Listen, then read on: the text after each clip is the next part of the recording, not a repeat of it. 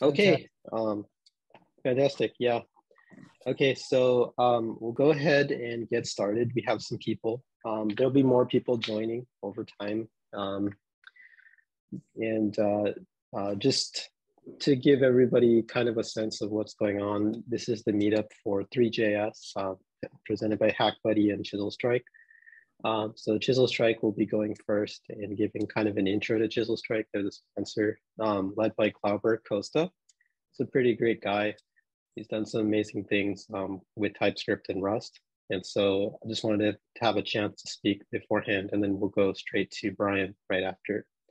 And always thank you all for coming to this meetup. We're really happy to have you, and let's get started. Awesome. So start, just share my screen real quick.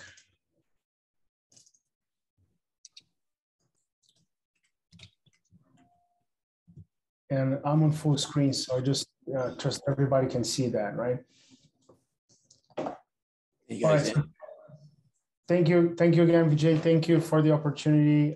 We're proud sponsors of this meetup. So today is going to be really just a 5-minute introduction to what is Chisel Strike. At a later date, Vijay has more info on that. We're planning a workshop for those who are interested. But at this moment, just so you guys understand what we're talking about and who we are, what we're trying to do. So the idea behind Chisel Strike, let me just adjust my camera real quick here. I noticed that I am leaning a little bit to the sides.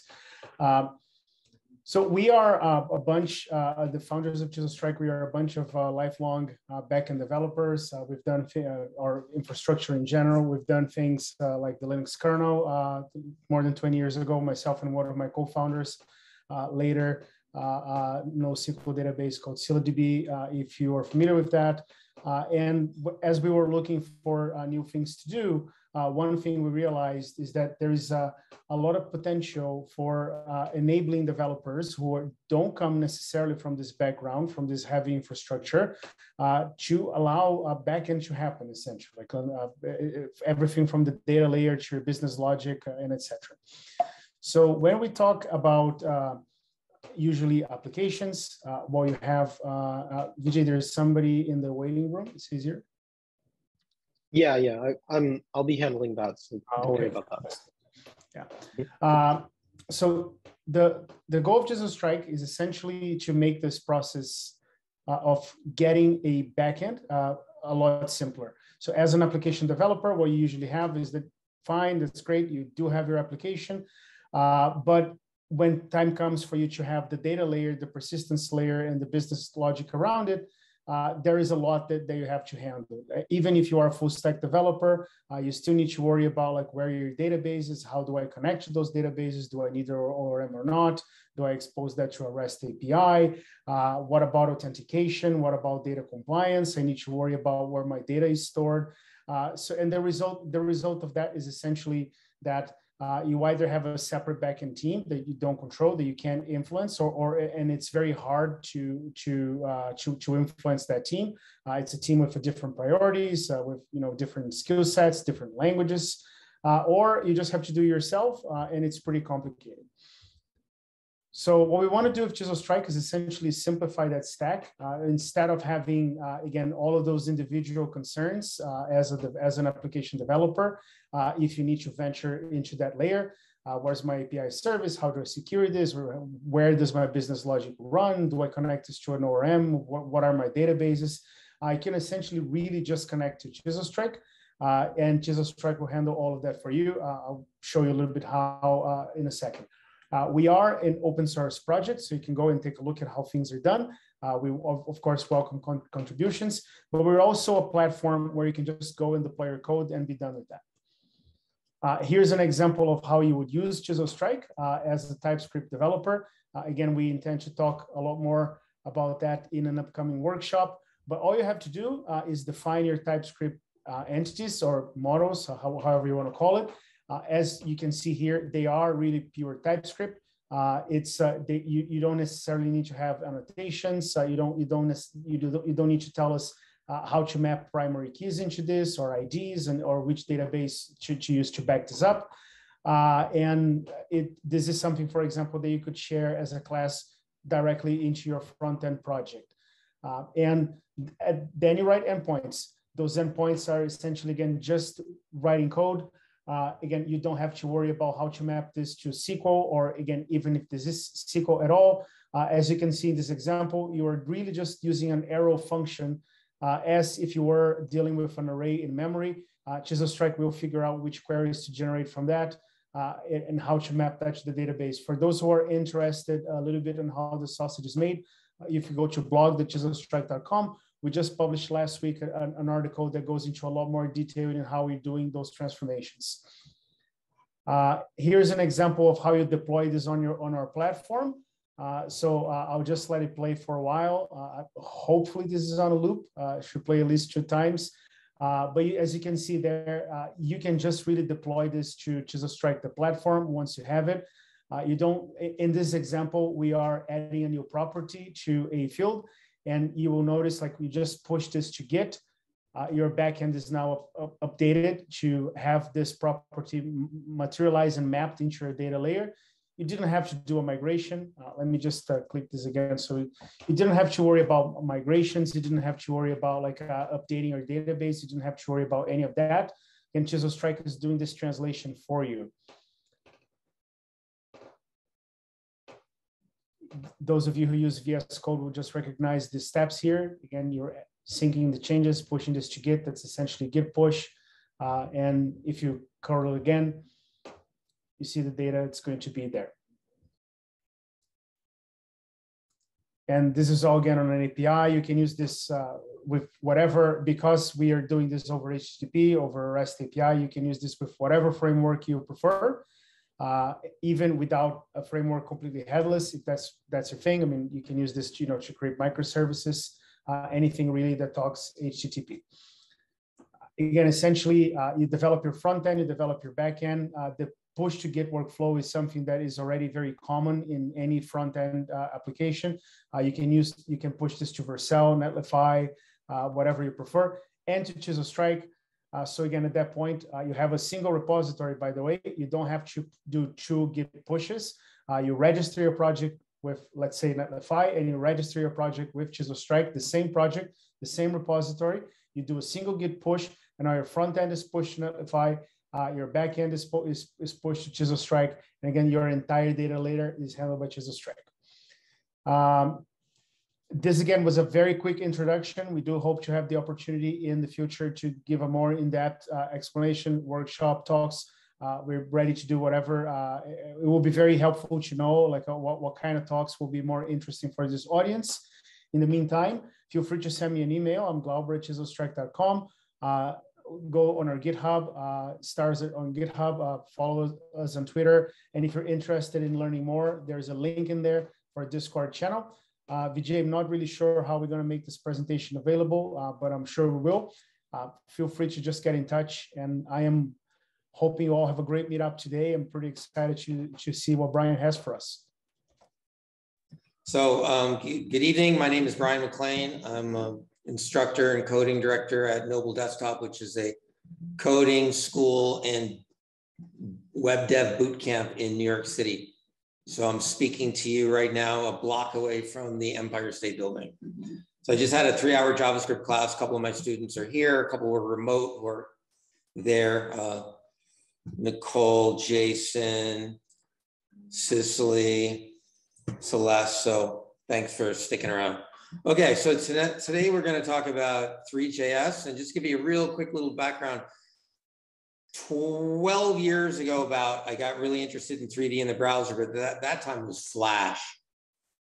There was a thing called the Way 3D that allows you to leverage your ActionScript 3 skills into making 3D stuff in the browser. And then Flash got, basically killed. So I didn't really do too much in 3D for a while. And then JavaScript came along with Three.js, and it's really gotten great. You can do everything that you could ever do in Flash.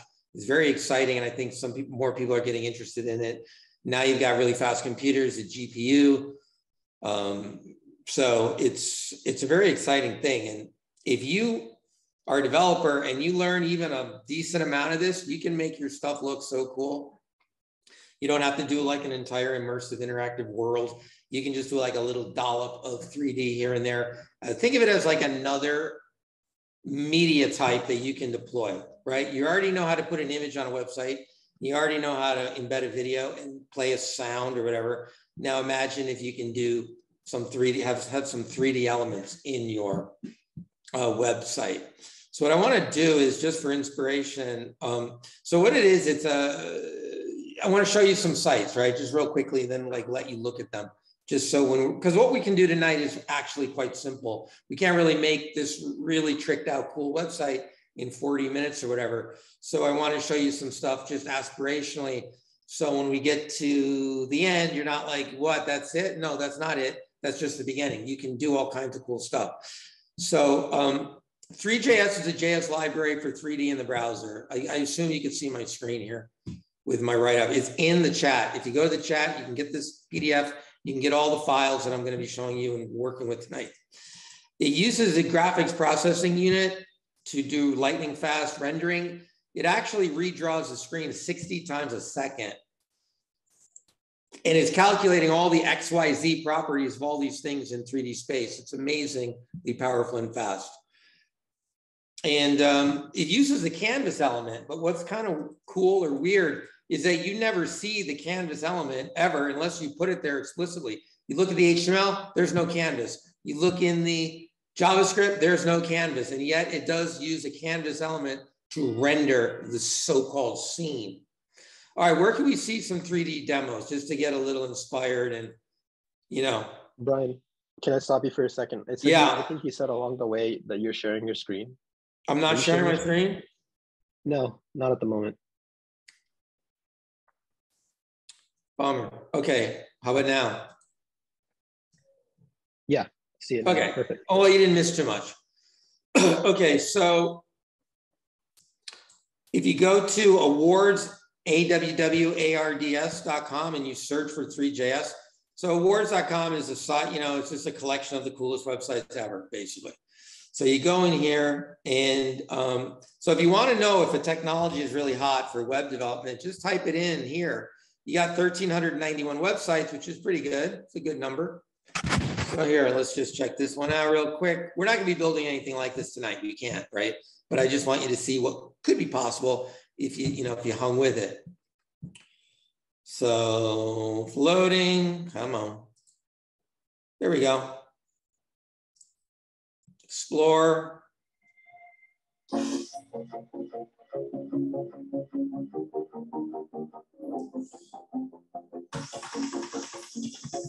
Now I'm using my mouse to spin around here.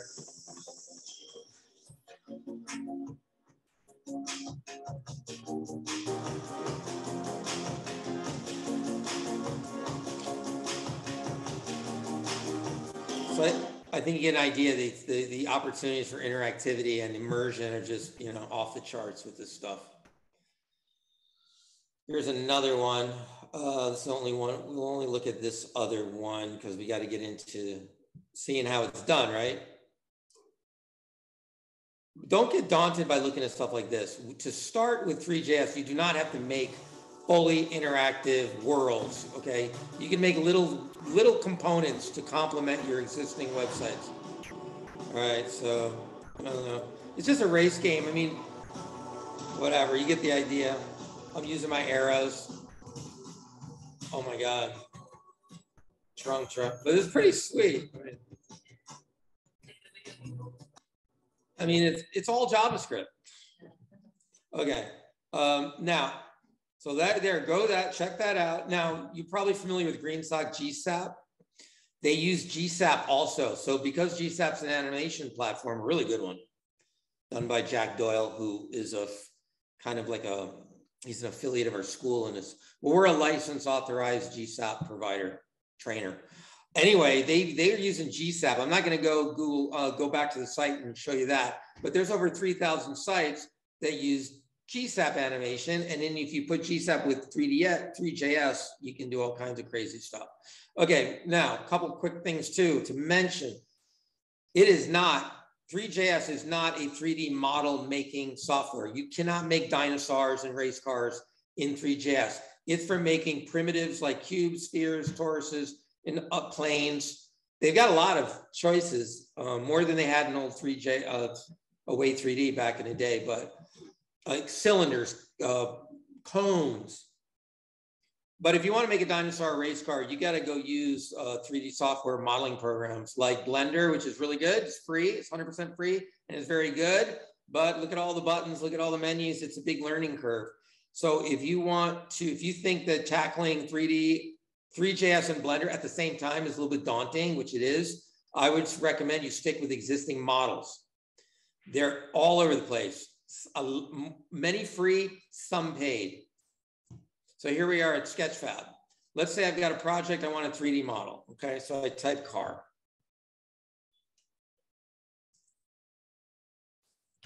Or I don't type car. Accept all, fine. Give me all your cookies and let me see pictures of cars. Okay, now up at the top, it's got some cars that you could buy. They're $10 a pop about. I don't want to spend $10. Yeah, but what if you can make 3,000 on the job? I mean, it's worth it. Time is money, as they say, and it would take you a long time to make one of these things. But these guys are, for the most part, free. The vast majority, there was only like 1 or 2 rows of paid cars. The rest of these are 3D models that are free that you can then load into your Three.js scene as you would load a photo in, as you would load a JPEG into an HTML file or something. If you scroll down,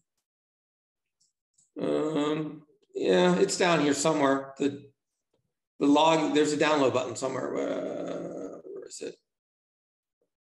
Download.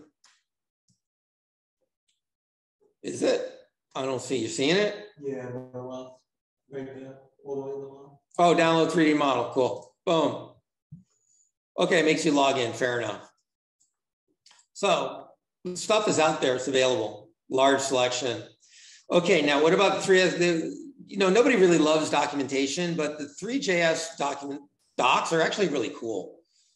And one reason I really like them is they show the 3D objects rotating in the text. Like you don't have to click on something else to see examples. You know how usually with the docs, you get to read, and then if you want to see a demo, you got to go somewhere else. This actually has the demos in line.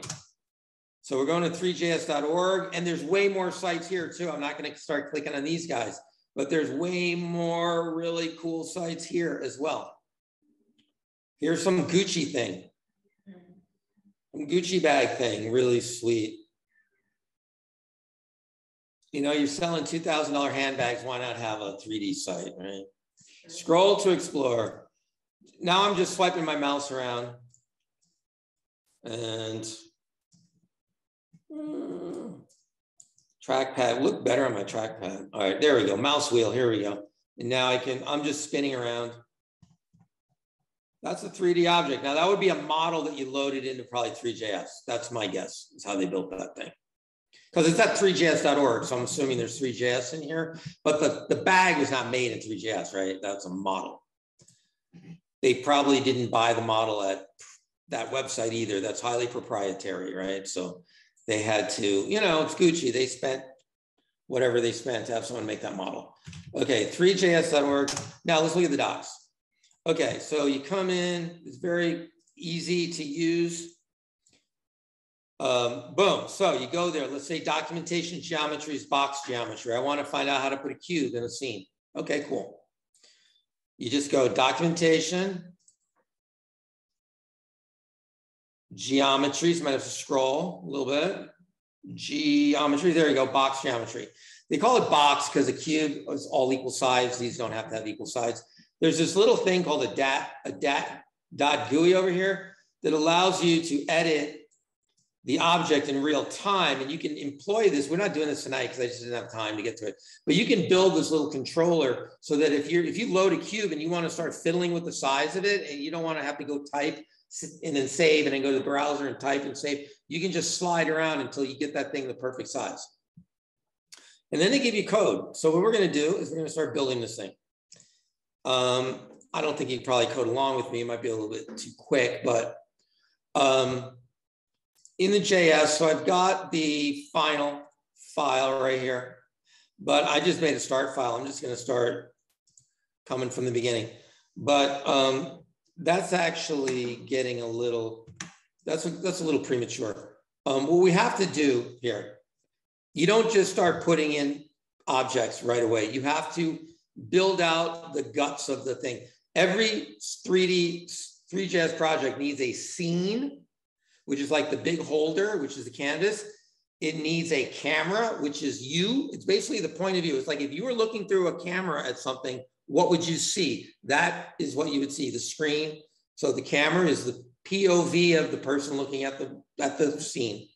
And then you need a renderer, which is a method that draws the scene, takes all the math, takes all the XYZ values and all the points and puts the skins and materials on them and renders it onto the screen in 3D space 60 times a second, a renderer.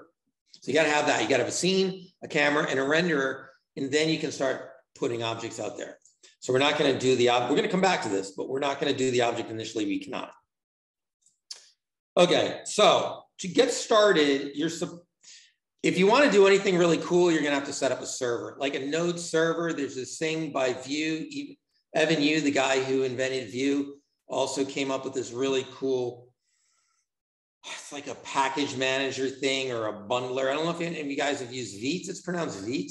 It's really sweet. It gets your node server going really quickly. It runs fast and it's easy to set up. So we're going to be using a node server with Vite because we're going to start with no server because I want to do like the easiest thing until you can't do it anymore. So you can make, if all you want to do is pop a cube out on the screen, you can do that. You don't have to have a server. But the minute you start trying to load assets, like images, like 3D models, anything at all that's loaded in any kind of data, any kind of asset, now you're going to get the CORS, cross-domain policy errors if you don't have a server running. So we're gonna take it as far as we can with no server, then we're going to switch to a server. Vite rhymes with beat. It's a build tool. Faster, leaner, better, cool. Evan Yu's got a 15-minute YouTube video you can watch about it. You can totally, it's just, you can make a 3.js scene that is completely using a back end. You can load data. I was getting into that big time. Like you basically, the user logs in or the user joins and they upload their profile pic and then you map that to a cube or something like that. Like you can completely work with database stuff at MySQL, Mongo, whatever, MERN stack, mean stack, all that stuff. What I would recommend though is start by thinking small. Don't try to make a whole immersive world to start. You can't, and you'll just get discouraged and like, how come I can't do this? And my stuff looks like crap. And build little things. A little dabble do you, a little bit. Like here's an example. So YouTube video, you go watch. This guy just made this little thing. It's basically a plane with some bump texture map on it. So he just made this one little thing to complement more conventional HTML content. That's a really cool thing because, people aren't really expecting 3D when they look at your website, right? And if they see even a smidge of it, they're like, wow, that's kind of neat. So I recommend that you go small to start and ask yourself, when you do 3D, it's supposed to look cool, but it's not supposed to just be cool. It's not supposed to be decoration. It should have some meaningful way of enhancing the content, right? It can't just be gratuitous. Okay, so glossary of terms. Here's some terms you can read later. I will mention them as we go. All right, skipping server setup. Uber lean start.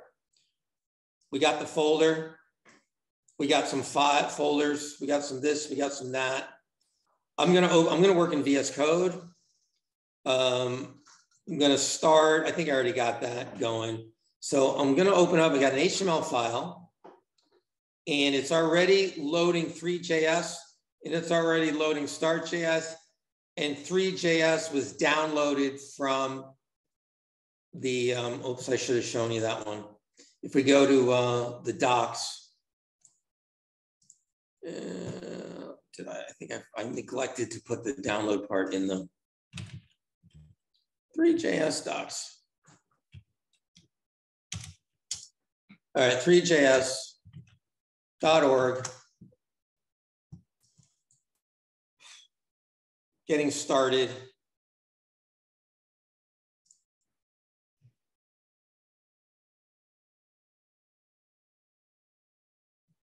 Installation. Yeah, here. So what you want to do,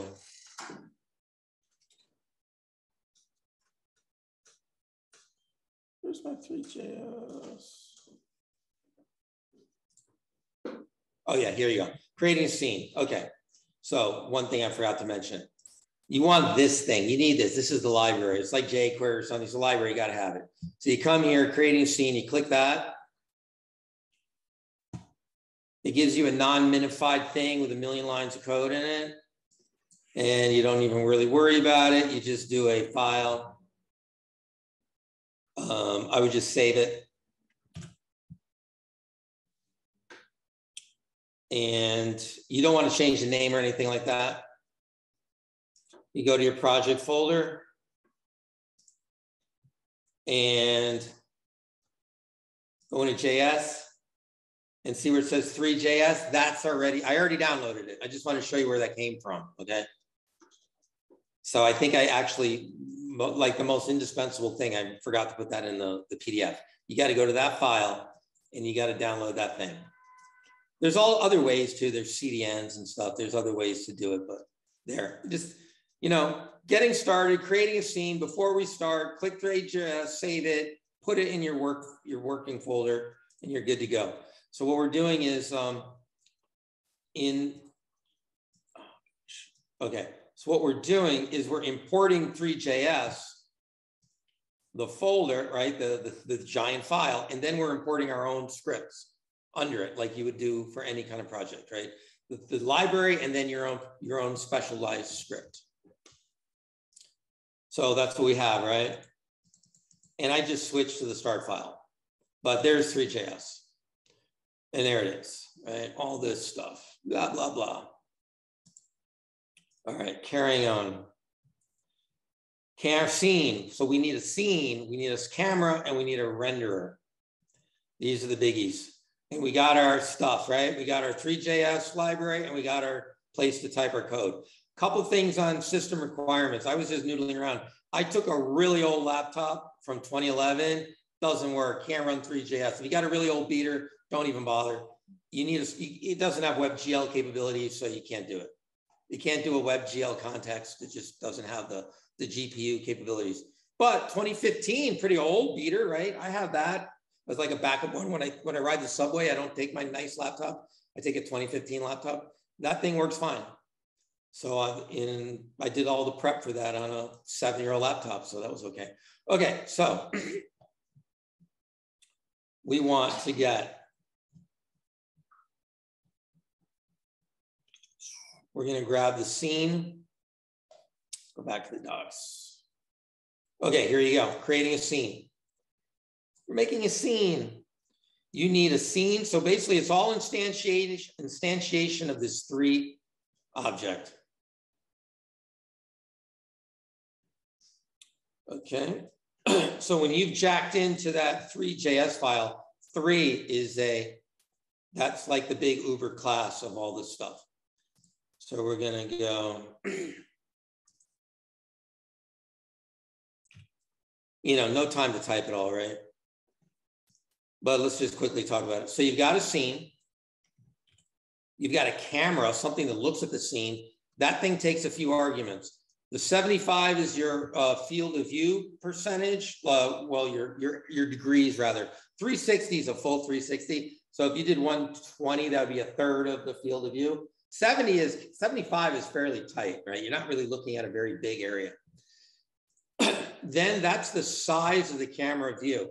In other words, it's looking at the entire window's width and height. The 0.1 and the 1,000, those are the extremes of when the thing you're looking at will vanish. If it gets really close to you or really far away, it suddenly is not visible anymore. This is like if you're looking at a camera at through something and it gets really close to you, you don't even see it because it's like near your face or passing you. The renderer is what builds the scene. And what you want to do for it to animate is you got to put that in a loop. You got to basically put that in a function that's running at frame rate.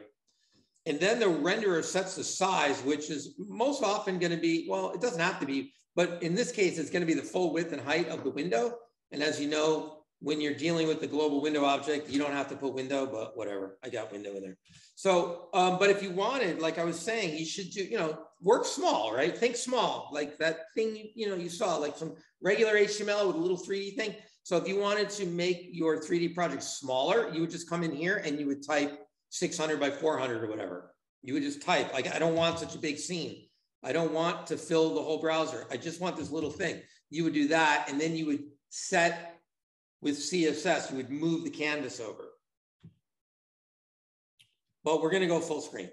And then you render it. Then you apply the renderer DOM element. Basically, there's an invisible canvas that's in here that's being rendered by the DOM, by the renderer.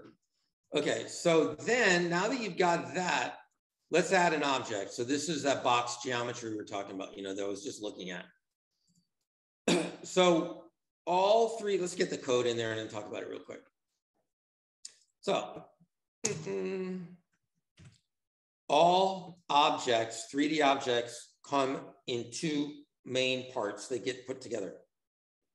You have a geometry, which is simply the math of the shape, right? Like if you have a room and it's 12 by 18 feet, those are the dimensions. Those aren't the room, though, right? That's not the room. That's just the dimensions. So the geometry is the dimensions of the box. We're going to make a box that's 1 by 1 by 1. And you're like, one what? What is that? An inch or a pixel? What is that? It's nothing. It's a unit with nothing, okay? It doesn't have any. It's a unitless number because it's a scene, right? It could be like that windmill thing with the apartments. It could be a meter. It could be a millimeter. It has no bearing. It's not a pixel, it's not a point, it's not an M, it's not a rem, I promise you, it's a nothing thing. It's just a unit of 3D. Okay, then you have a material. So the geometry is just the shape of it. It's like the bones. The material is the skin. It's what covers it.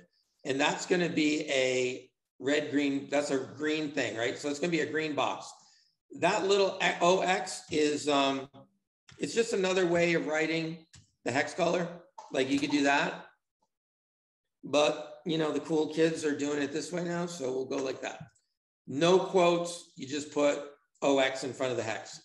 That is a property of the material. Now the material can have many other properties. It could have a picture map to it. If we have time, I'll show you. I'm talking as fast as I can, but I'm barely getting going. Okay, then you're gonna make the cube. What the cube is a combination of the geometry, shape, and the material skin. It's the bones and the skin together makes the cube. Then you add the cube to the scene, position the camera. Z5 means you're putting the camera toward your nose. The higher the Z, the closer to your nose. All right, the camera's coming out of the screen toward you.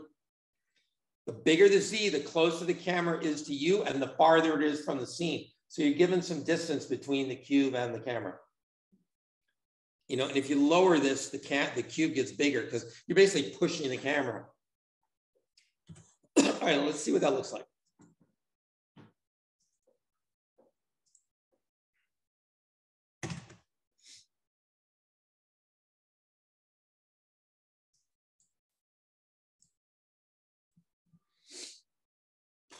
Okay, what isn't it like?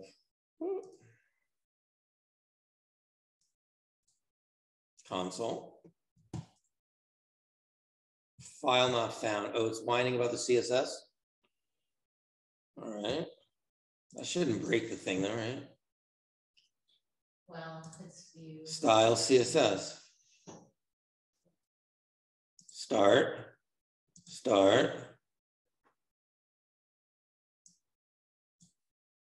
Const.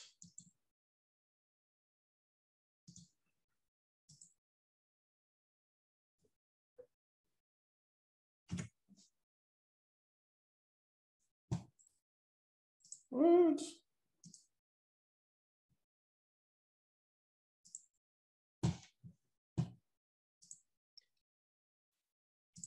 Are you running this from a server, or are you just kind of? No, I'm not, because it shouldn't need it. No, it doesn't need a server because I'm not loading any assets, so it's not.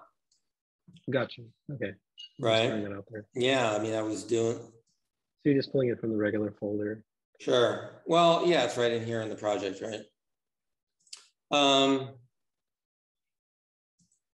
That's weird. What am I missing?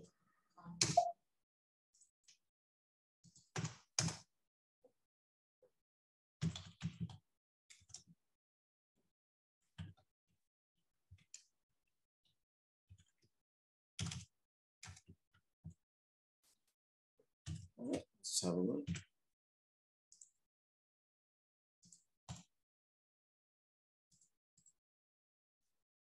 This is slowish.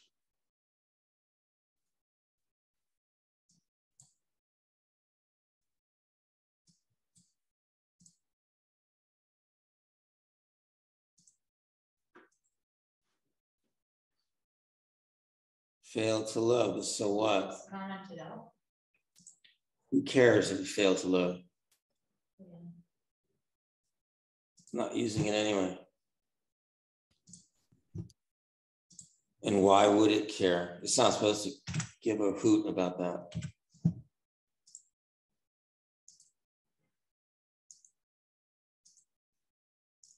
Huh. Maybe you have to go back to the HTML or the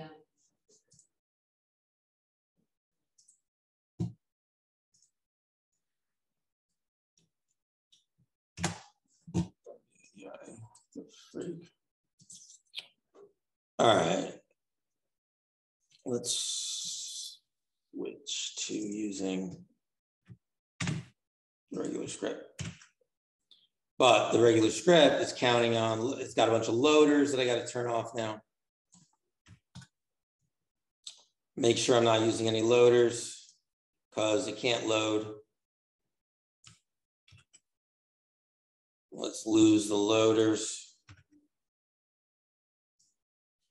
Just conventional content. Any other loader stuff? Nope. Yep, that's a loader. Got to take that out. Okay.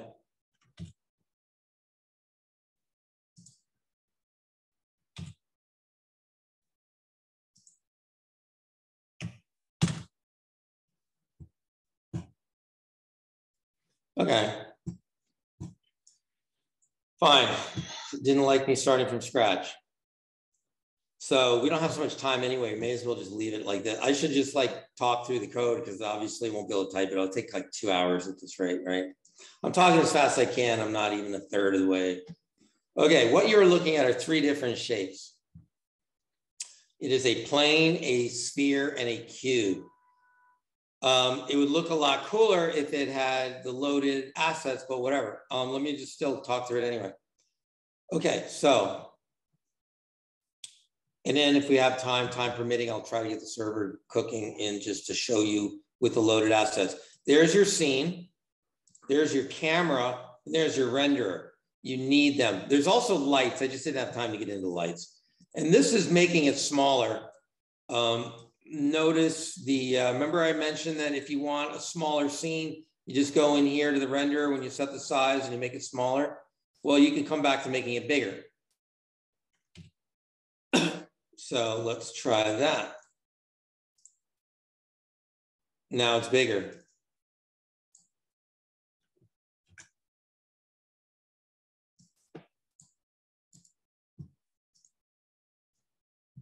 Inner width.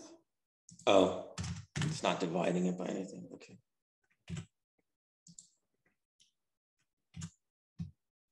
There. Okay. So that's with the set size being the full browser. Okay. This thing is actually rotating too. You just can't tell because there's nothing to look at. I mean, there's no seams on it or anything like that. So let's go back into the code. Okay. So then you have a box geometry. That was the thing that I was, showing you at the docs.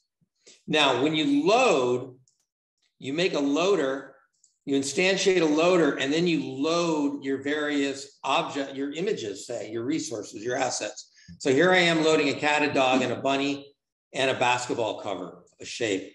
But I turned all that off because I don't have a server running at the moment, and you can't load without a server. So I'm doing a no server, just what you can do. So here's what I did. I made an array of 6 different materials.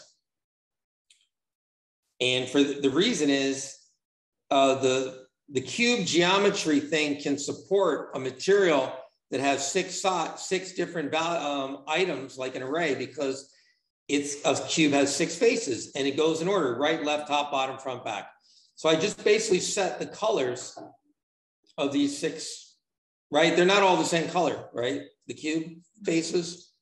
It's because the material for the cube is this array of 6 items. And then you add the cube. Every time you make a thing, you got to add it to the scene.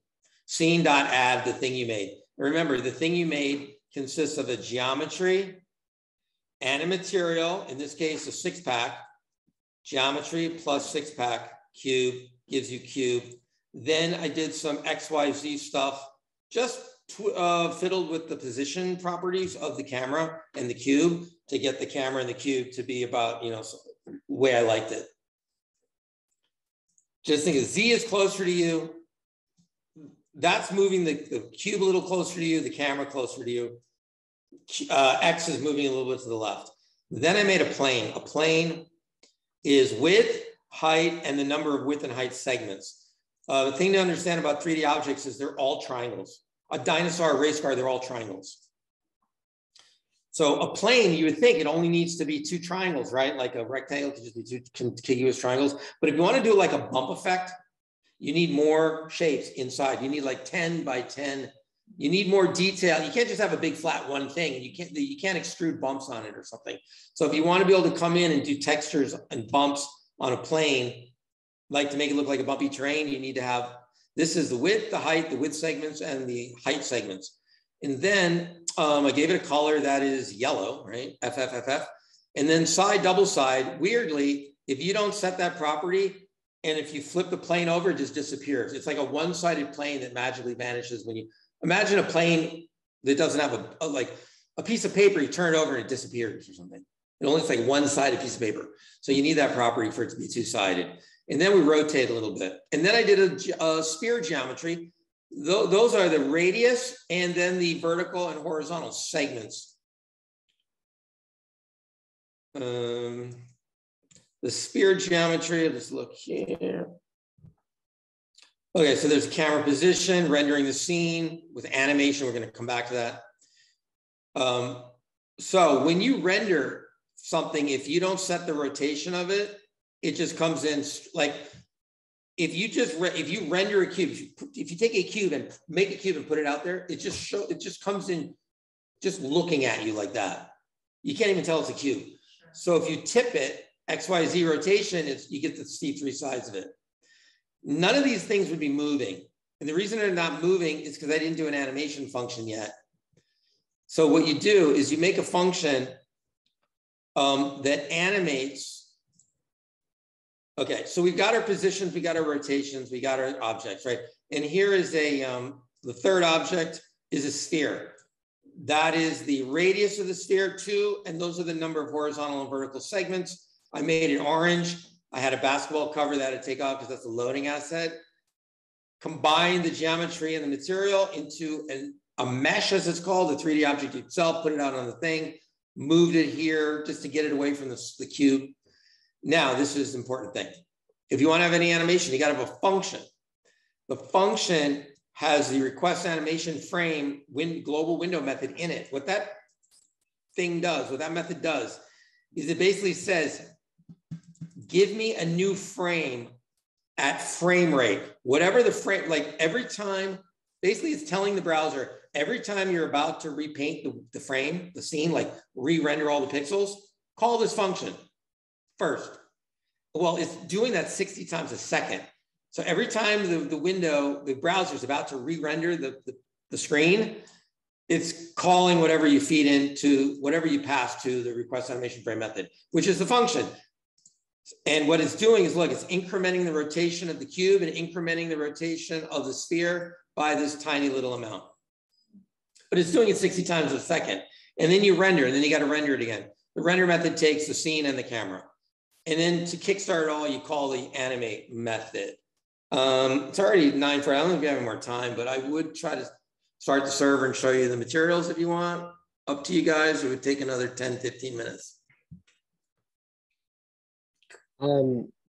This is good. You're doing great so far. I wanted to just ask, essentially, like after you went through this demo, would you be able to kind of also talk about like what's going on, like what you've been seeing so far with Three.js and like metaverse and web VR? Oh, the metaverse? Well, see, it's all different. I mean, Three.js is as cool as it is. It's still just it's 3D in the browser, right?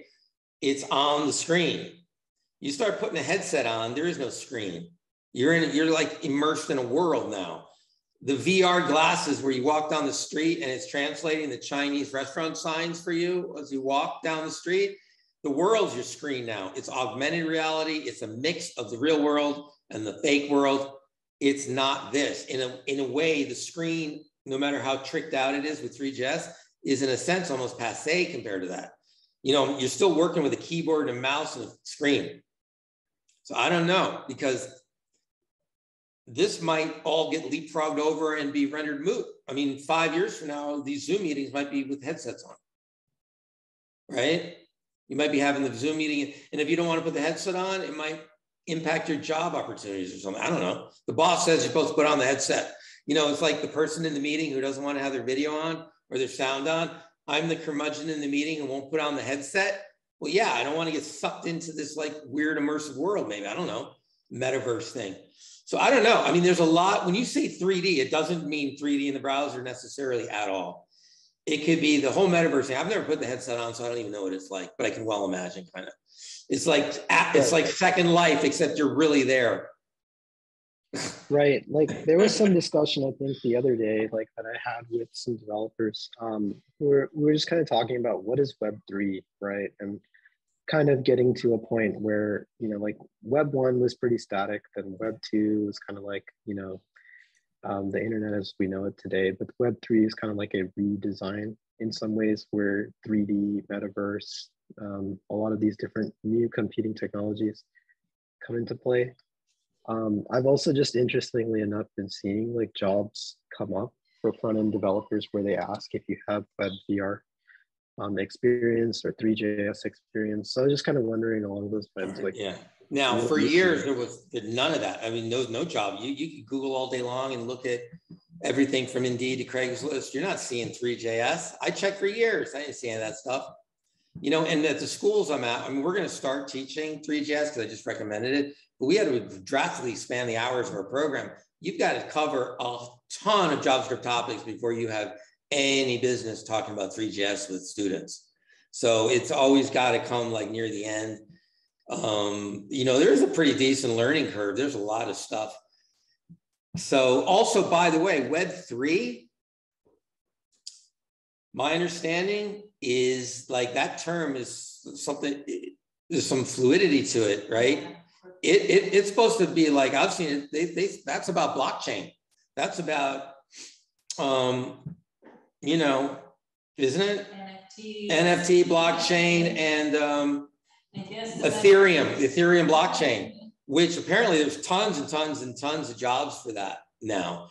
So when you see Web3 job, don't necessarily assume they mean like making cool 3D stuff in the browser. They might mean making smart contracts or something, or cryptos or whatever, or NFTs. Yeah, so I think that's Web3. You know, people are maybe fighting over that word now, because you would think 3 would be reserved for 3D, but it's also kind of like 3.0 connotations as well. So maybe the tussle is on for like to define what Web3 even is. But my understanding of talking to my fellow devs are like, no, it's not. It's not 3D.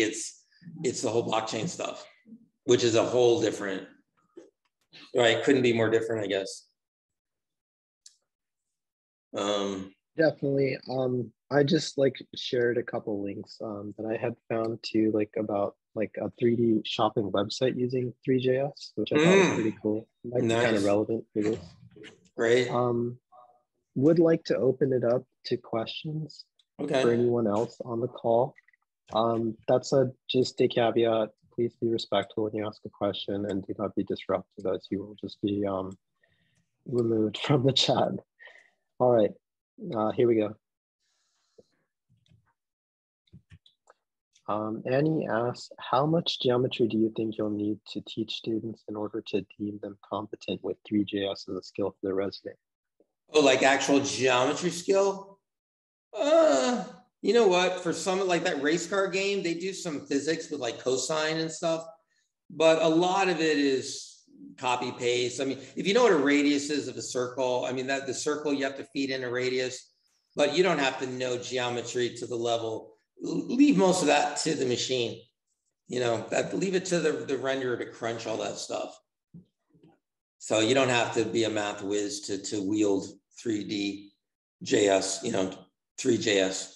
Understand XYZ though, right? The XY axis is flat, the Z is going in. So good question. Do we have other questions? Brian, what kind of jobs do you see for Three.js in general? Jobs? That you see? Mm-hmm. Well, the thing is, I teach so much these days that I don't really, I mean, I got a job, okay, a really cool, this is 10 years ago, all right? There's a guy there's a Christmas tree seller in New York, right on the street, Soho trees, they've been there forever. They sell Christmas trees, they're only around about a month a year or whatever. And I made a 3D world for them where you go in and you click on a tree and it tells you what about information. There was several different kinds of coniferous trees. And it had like a taxi driving by with a tree on top of the cab. And it had a billboard sign where you click and it played a video of the guy being interviewed by Katie Couric on some, whatever her show was. It was pretty sweet. And unfortunately, it's all gone now because it was in Flash. I can't even get that thing to play on a desktop anymore. So there was that. That was like $1,000 12 years ago, but I don't know. That was it. You know, as far as now, I've seen so the thing is about 3D, again, a little bit. Video, a website isn't video. A video is a thing that goes in a website, right? Don't think of 3D as necessarily being the website. Like you see all these immersive worlds and you're like, okay, what's my interface going to be? How am I going to weave through this world? Forget all that. You're not building that. You need a team to do that. Mm-hmm. You have your conventional HTML and CSS, but you can do scroll triggers like with GSAP where as you scroll, you know, the planet or whatever is coming closer and moving farther away from you. And maybe the planet's got your face on it as you whatever, you know. You can do stuff. It doesn't have to be thus. It can complement more conventional content. I think that's the value added that's more realistic as far as putting it, as far as adding Three.js to your toolkit of competencies. And if you're doing a portfolio site and showing examples, you have a little bit of that. Oh, wow, that's pretty cool. You can do that. Yeah. So a little bit, think of it as a complement to stuff that's more conventional as opposed to has to be this fully immersive world thing, which is less realistic to pull off. I guess you could build an application that will the 3D-ish kind of world, I guess, if that's what you're doing. You could, but that's a daunting task. The question is, you can have a 3D world. Yeah, that's a lot of work. Yeah, I mean. You know, and there's also implications for like, you know, not everybody wants that. I mean, you know, they've done studies. I don't know if you remember in the earlier days of the web, there would be all these like weird little interfaces. You'd go to a website and be like a table. And if you click on the book, something happens. If you click, like people didn't like that. It's called mystery meat navigation. I click something. Look, I just want the information. I want it. So you don't have to go too overkillish with weird, weird interfaces and stuff. It could be a complement.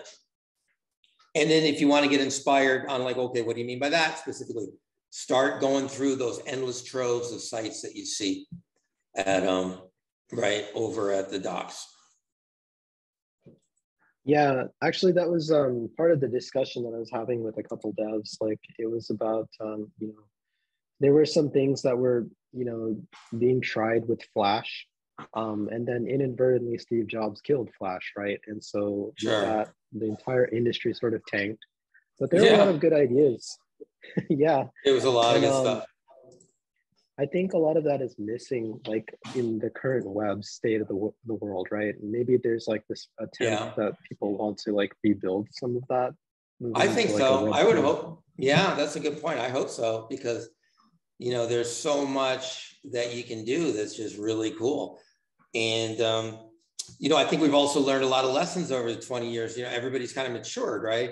Like, you know that decoration isn't content now, right? We get that. 20 years ago, we didn't really get that, right? We made buttons that were looked really cool and made noise and stuff. Like, when's the last time you heard a button make a noise, right? And then remember 20 years ago, there were buttons like, you mouse over stuff. The buttons are moving, you know, the buttons were passing for content. Well, I'm sorry, they're not content.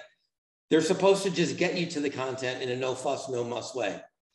So I think there's some potential if we use the lessons, you know, like the sober, you know, we're like, you know, we're all grown up now. Just keep it real, keep it chill, and we could do some great stuff with Three.js, definitely. Right, like I guess like one of the new things that I've been seeing so far, you know, in the GitHub space is just sort of like a social, like a VR kind of like world, right? Like where people are kind of trying to recreate, again, like this goes back to like Facebook Meta, but just something like more, you know, like using like technologies like Three.js. Yeah, absolutely. It's like a more immersive experience where you're like chatting with people. I mean, have you, I guess you said you've been doing the schooling for a while, right? But I mean, like alongside the schooling, have you been kind of like seeing like any projects develop, you know, in that space? I haven't, to be honest, I haven't been looking too closely, but the thing is, there's so much potential for that. Like, how about, I made a CMS, okay, it was a Flash, so I can't show it to you, I can't even prove it. A CMS where you join, and then you could upload all your assets and you could build, you know, you could put whatever wallpaper you want on your scene. You basically make your own scene by clicking around. You don't have to code anything. Okay. While we keep talking, I got the server running. See, I'm at localhost 3000 now. While we were talking, I was multitasking, parallel processing, getting the server running while talking. So what I'm going to do, with permission, if you give me about a minute, literally, I'm just going to turn on the loading assets again that I had to turn off.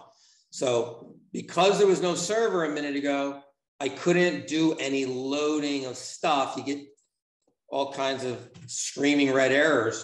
But now that I've got them, so what I did, make a loader, go get the cat, dog, and bunny images. There they are.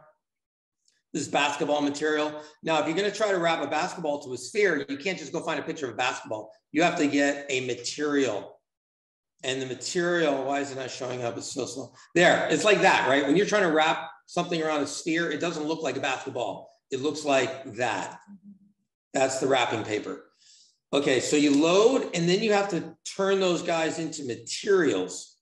So I got my cat material, my dog material, and my bunny material. Map, meaning you're mapping the cat as a material. So then I'm going to turn back on, in my 6-pack, I'm going to turn back on the cat, dog, and bunny. And to make room for them, I'm going to turn off 3 of the 6 faces. So 3 faces will keep the colors and 3 will get the animals. And then coming down to the sphere, okay, coming down to the sphere, I'm going to reactivate the basketball material. And let's hope for the best. There. Nice. There it is. You know, probably can't get a job just doing that.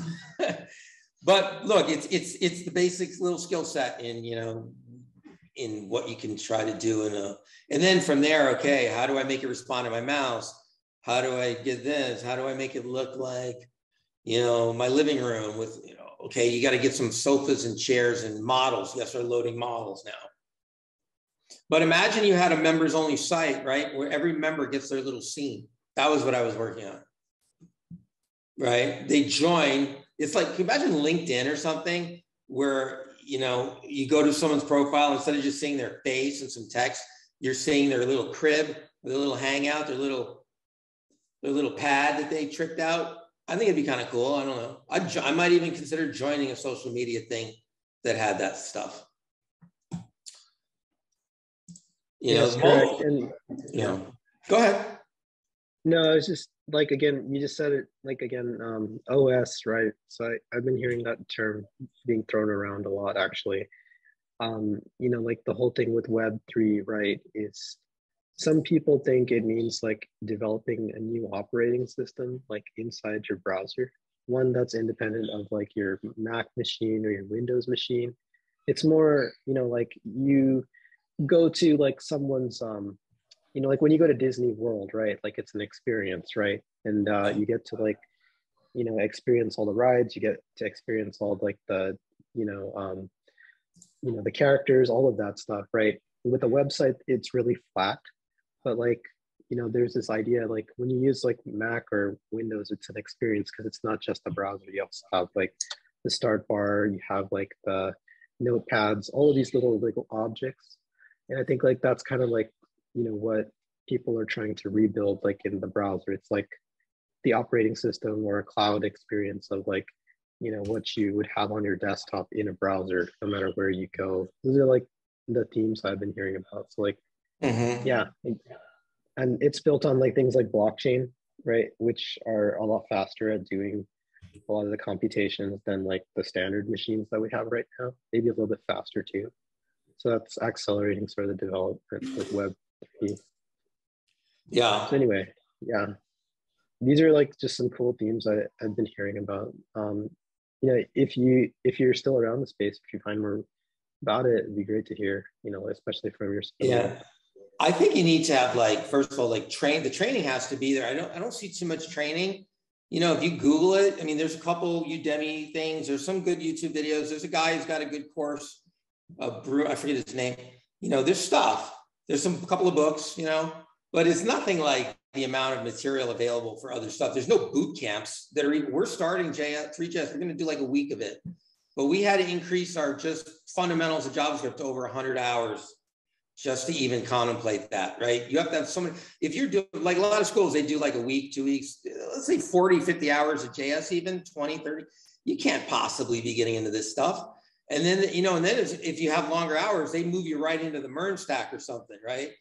You got to learn Node and Mongo and React and stuff. Who's got, you know, this, it's just never in the, it's not in the budget of time for most training facilities. You know, I've been teaching many years to do that.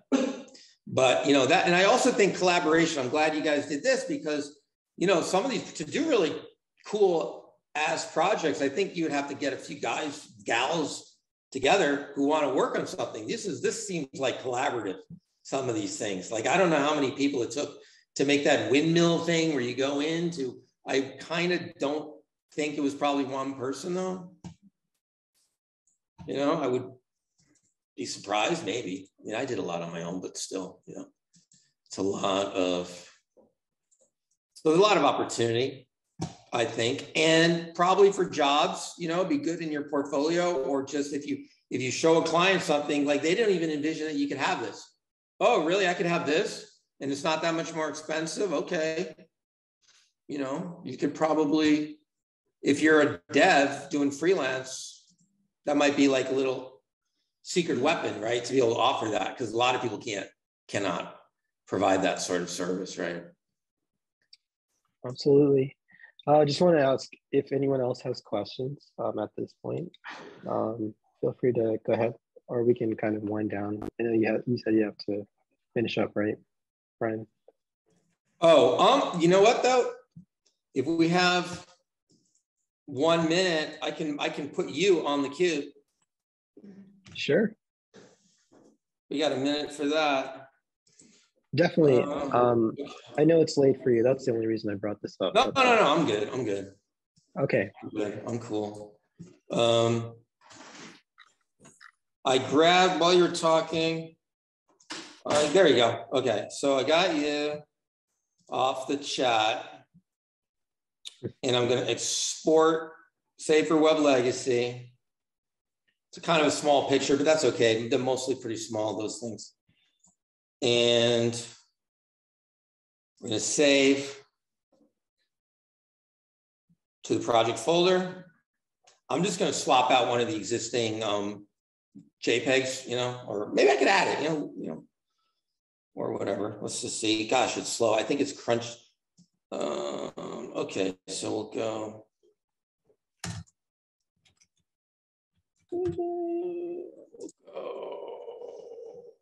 Demo 2, I think we're in. We're in this one. We're in this one. Yep. Okay. And we'll come in here and we'll load you up.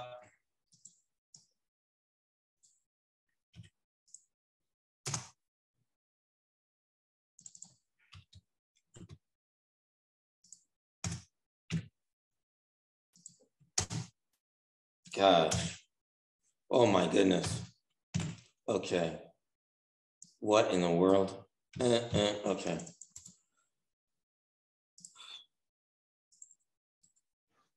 Okay, so you got to load the image. That's just loading it. But then what are you going to do with it once you load it? We want to turn into a material. You can't just directly put the image onto the cube, right? You got to make a material out of it, and then you can put the material onto the cube.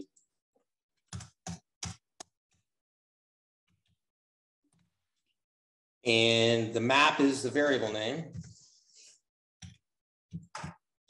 And then we'll just go down the cube and go, okay. Let's turn off one more, let's substitute, turn off one more side. We'll put you on the front side, how's that? Put you right on the front and we'll say, all right, so now you're the 5th cube face, which is the very front. And let's go back to localhost. I closed out the page because it was slowing my photo. All right, here we go.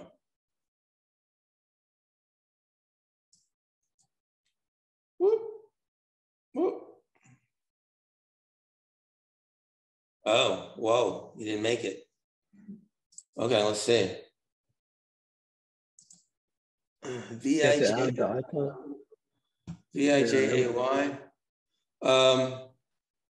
Script. Let me see. Vijay JPEG, right? Vijay JPEG. Vijay JPEG. Vijay mat. Vijay. Oh, mat. I got to put the mat. It's not the JPEG. It's the mat made from the JPEG, right? It's the material, not the picture. Okay, that was one. Right. Yeah, you see what I mean? There you go. Right? So why not, right? You join and then, thank you for joining. You load up your picture. Sure. That's kind of cool. So for this array that you have here, right? Like this cube map 6-pack, just, thinking out loud here, like, are these the different sides of the cube? Is that why you have an array?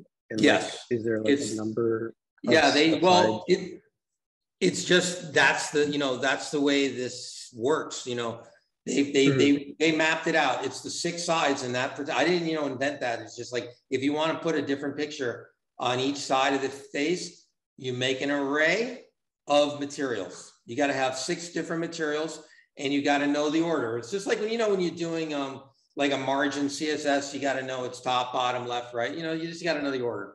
So it's right, left, top, bottom, front, back. Yeah, and then you just put right, and look, it's the material. Remember, it's geometry followed by material, so you just make that your material. Makes sense. Yeah, and if you just want one, if you wanted,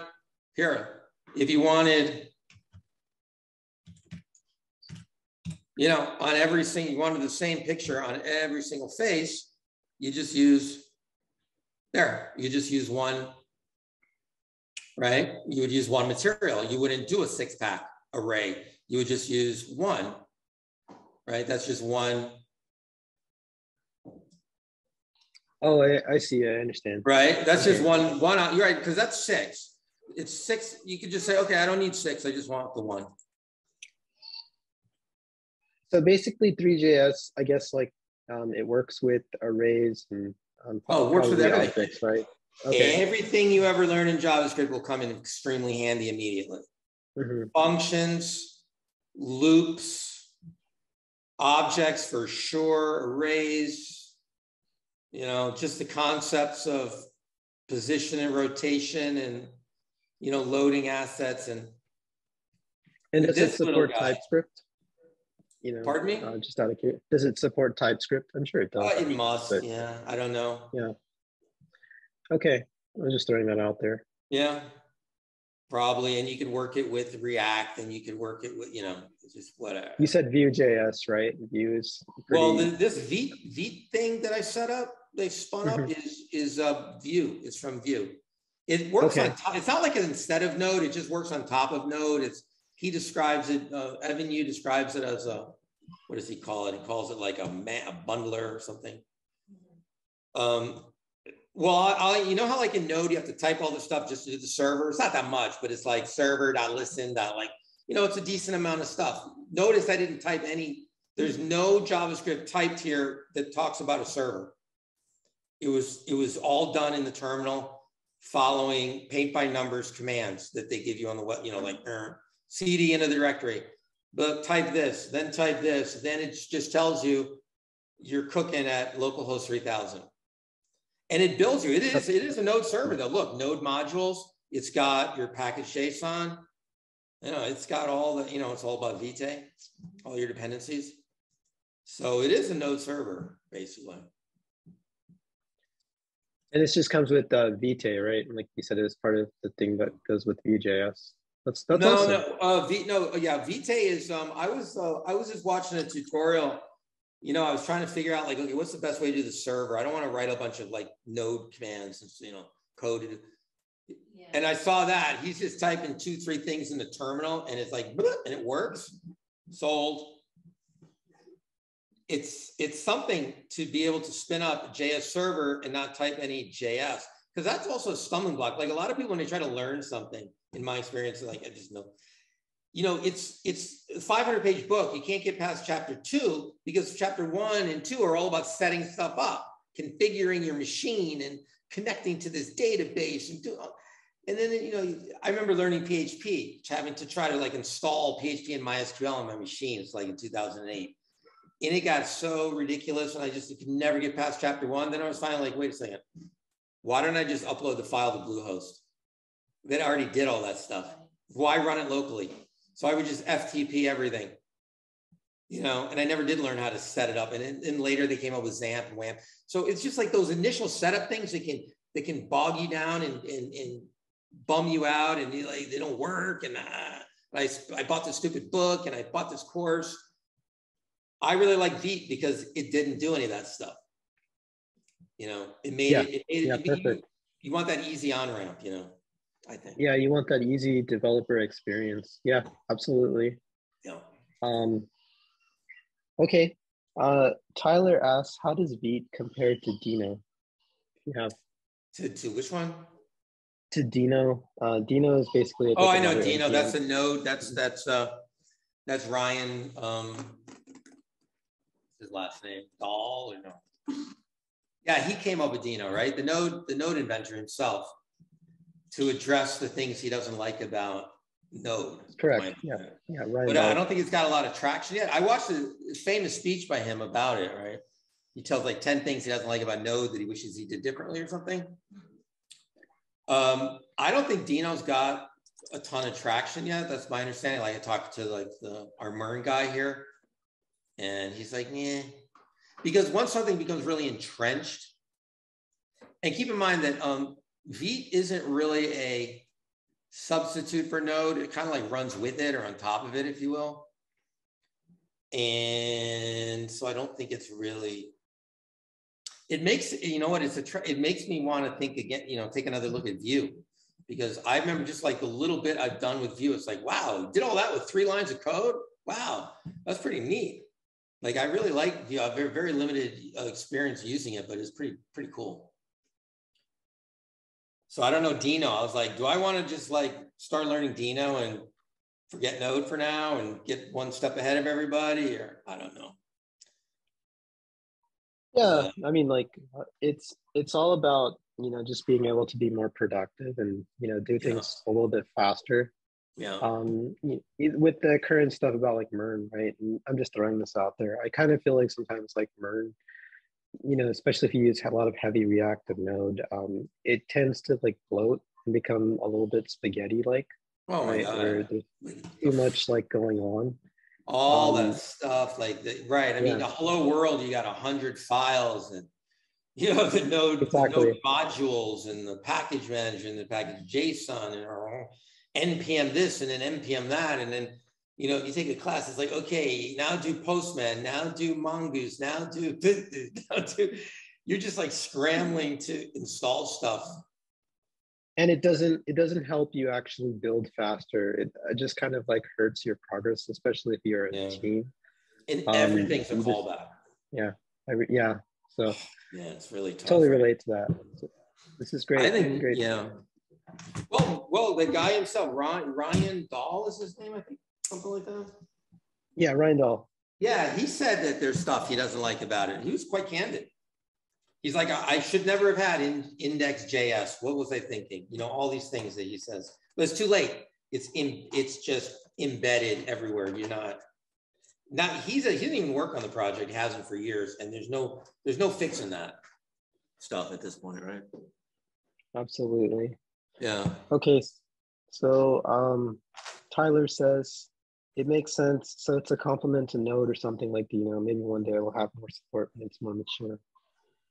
Sure. Yeah. Okay.